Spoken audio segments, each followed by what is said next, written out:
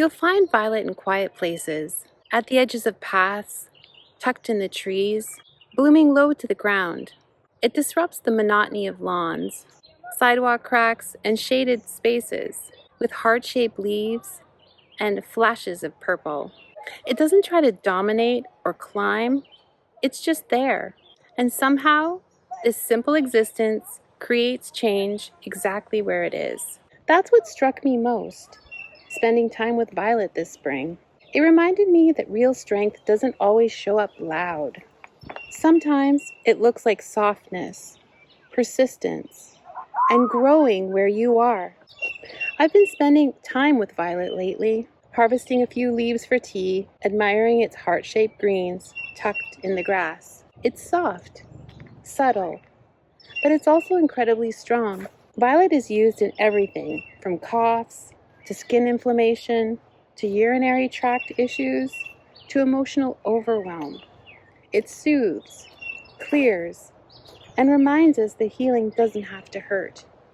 I've always been drawn to plants. Violet surprises me. Its texture is as soft as it looks, and yet, clinical herbalists report good results with it, even for serious conditions. And that got me thinking, maybe there's a lesson in that. Maybe gentleness isn't a fallback. It's a strength in its own right.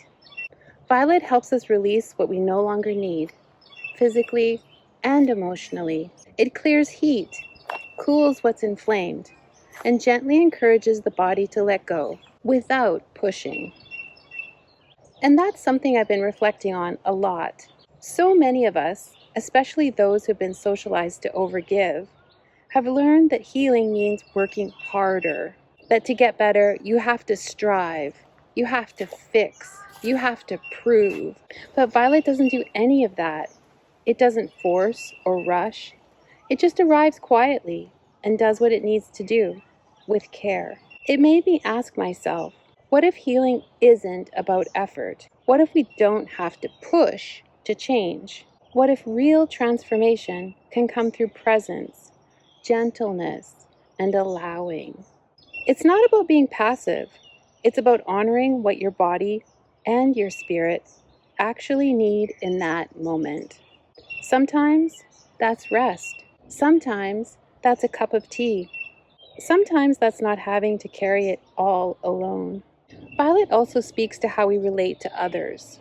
Violet as an essence, it's often used for people who feel alone even when they're surrounded by others. It helps us open up, connect, and be present while still protecting our inner world. And that's the part I love the most. It doesn't teach us to merge or lose ourselves in order to belong. It teaches us to stay intact while relaxing the edges, to remain rooted and still say yes to connection. In my own coaching work, this is exactly what I aim to offer, a kind of clear, caring space where people don't have to perform or over-explain, where being heard, truly witnessed, can be enough to begin a shift. I found that when someone is really listened to, without fixing or rushing, something opens, something heals, and often, it's something they didn't know they were holding. That's what Violet reminds me of.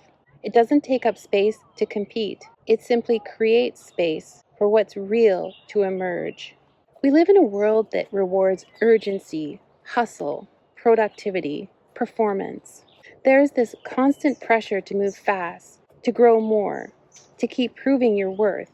And when you slow down or relax, you risk being seen as weak, unmotivated, or even irrelevant. But Violet reminds us that not all growth is visible, and not all strength is loud. It grows low to the ground, unnoticed by many, blooming quietly in shaded spaces. And yet it changes the environment, softening compacted soil, feeding pollinators, even helping to cleanse and cool the body. It's a plant that doesn't just survive in overlooked places, it thrives there. It knows how to take root in cracks, adapt, reroot. That's not fragility, that's resilience. In a culture that glorifies speed, Violet offers an alternative, a slower, more relational way of being, a way that's rooted in care, intuition, and deep presence.